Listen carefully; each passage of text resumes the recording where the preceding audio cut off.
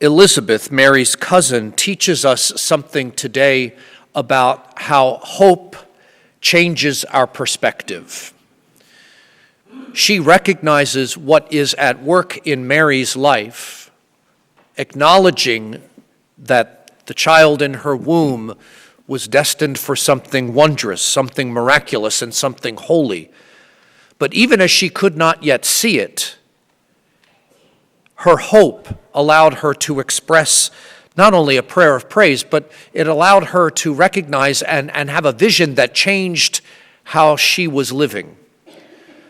You know, think of Elizabeth and the way in which she found herself pregnant as an elderly woman, probably a bit overwhelmed simply at the idea of having a child, let alone that even the gospel writers tell us that Zechariah and Elizabeth recognized the perceptions there would have been a little bit uncomfortable. But she didn't dwell on those things. She recognizes that there's something greater going on in Mary's life. And I think what she's teaching us has to do with how it is that hope isn't just about an idea of what is to come, but what we hope for in the future has an effect on us in the present. Hope manifests itself and has a real impact. It's how we face struggles, and we don't pretend that the struggles aren't there. In hope, we pray for God's grace to help us in a particular difficulty. Hope doesn't mean that we don't grieve, for instance, but we grieve differently.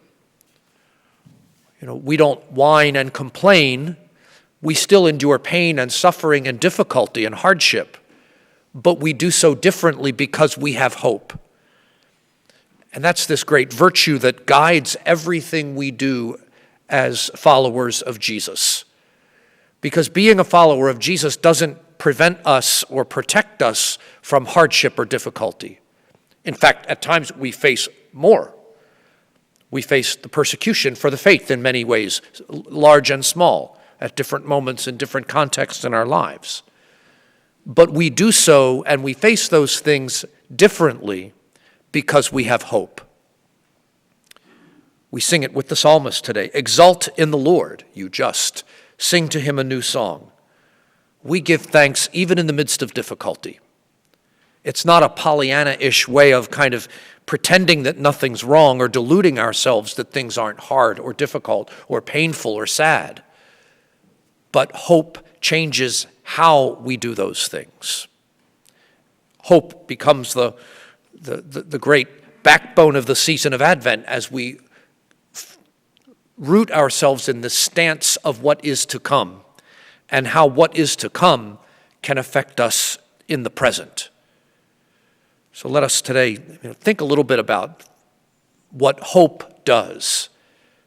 Pay attention to how it is that you face difficulties, you face struggles, you face challenges, and how the saying says hope springs eternal, but hope springs up even manifesting something in the here and now as a gift and a particular grace and blessing, even as we wait for some blessing yet to come.